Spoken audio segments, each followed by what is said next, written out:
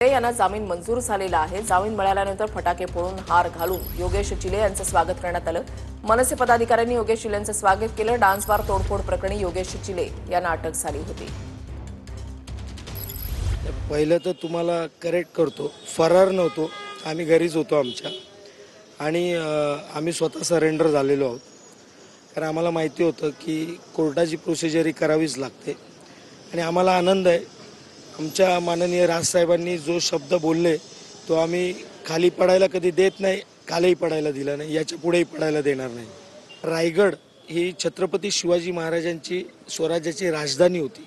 त्या राजधानीमध्ये अशा पद्धतीने डान्स बार संस्कृती फोफावणं ही आपल्या एकूणच महाराजांनी जे कमवलं होतं त्याला धक्का पोचवणारं होतं। त्यामुळे हे थांबवणं गरजेचं होतं। म्हणून आज हा फक्त आम्ही एक बार तोडून इशारा दिलेला आहे। पुढे आमची कारवाई अशी सुरू राहील।